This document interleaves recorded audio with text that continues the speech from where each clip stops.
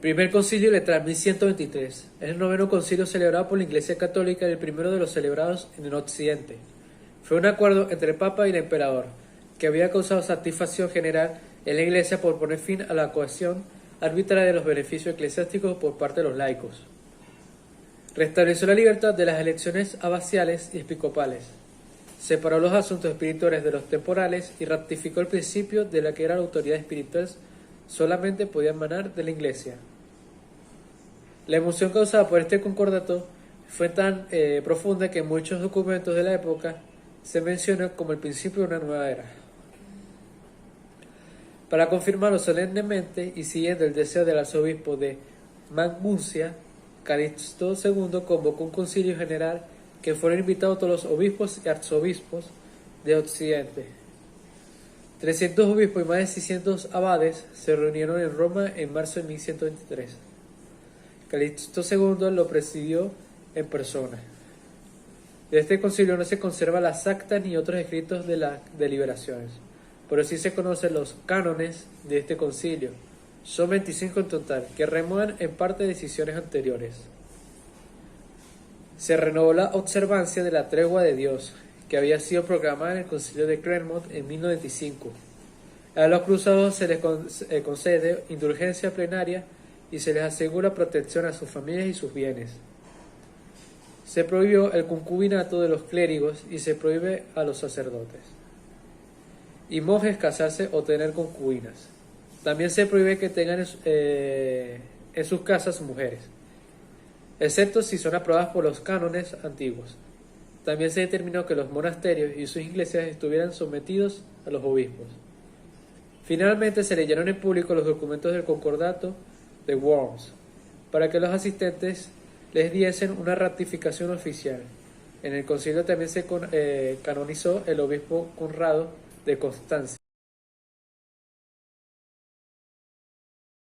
El segundo concilio lateranense se celebró en Roma teniendo como sede la Basílica de San Juan de Letrán y desarrollando sus sesiones entre el 4 de abril de 1139 y el 11 de abril del mismo año. Está considerada por la Iglesia Católica como el 10º concilio ecuménico.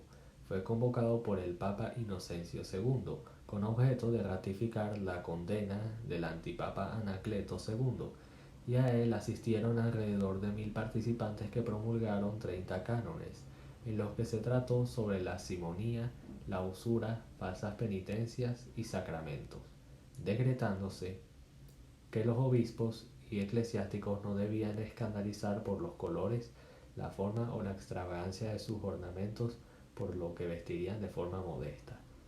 La condena y persecución de los matrimonios y concubinatos de los sacerdotes, diáconos, subdiáconos, monjes y monjas.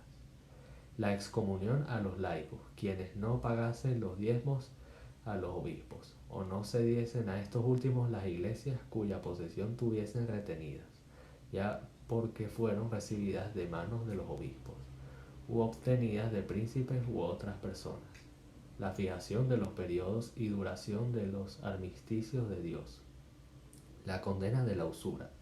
La prohibición de que los monjes se dedicaran al estudio de materias prófanas como el derecho o la medicina. La prohibición bajo pena de privación de un entierro cristiano, de justas y torneos que pusiesen en peligro la vida. La obligación de reyes y príncipes de dispensar justicia de acuerdo con los obispos. La excomunión de Arnaldo de Brescia y Pedro de Bruis, acusados de heréticos. La prohibición de aceptar beneficios de las manos de un laico. La prohibición a las monjas de cantar el oficio divino en un mismo coro con los monjes o canónicos. La prohibición de que las iglesias dejaran la dignidad de obispo vacante por más de 3 años desde la muerte del último. Y después la prohibición del uso contra los cristianos de la honda, el arco y la ballesta. El tercer concilio de Letrán. El tercer concilio lateranense, como se dice en el idioma, como se debe decir, se celebró en Roma, teniendo como sede de basílica de San Juan de Letrán y desarrollándose en 3 secciones durante el mes de marzo en 1179. Está considerado como la Iglesia Católica como el 11º concilio ecuménico y el tercero de los celebrados de Occidente, que se trató en el tercer concilio del Letrán en 1179. Bueno, establecer la edad mínima de 30 años para ser consagrado obispo y de 25 máximo para acceder a funciones pastorales en el canon 3. La regulación del tren de vida de los prelados en el canon 4 y la prohibición de ordenar clérigos sin los correspondientes medios de subsistencia, mejor dicho, que sería como el canon 5 en esta ocasión. Entonces el concilio se basa en todo lo de Roma, la Basílica de Juan de Letrán, celebrado en el mes de marzo, y en el catálogo de 11º de concilio ecuménico, como puede ser el tercero de los celebrados de Occidente.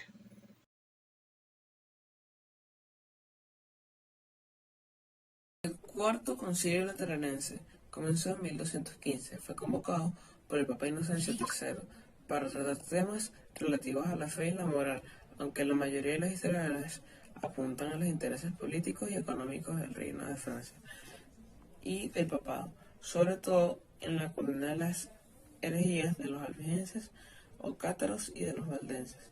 La condena de los albigenses se basaba en las diferencias de fe de este grupo, propugnando que era una sola la Iglesia Universal y que la salvación del alma no era posible fuera de ella. También se condenaron las opiniones del abad Joaquín respecto a la Trinidad, la creación, Cristo Redentor y los sacramentos.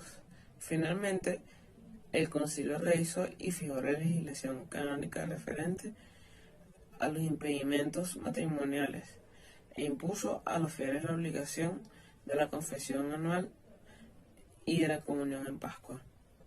La bula de convocatoria enviada por Inocencio III de 1213, la Vinea Domini Sabut, habla de la reunión de una asamblea, siguiendo la antigua costumbre de los santos padres.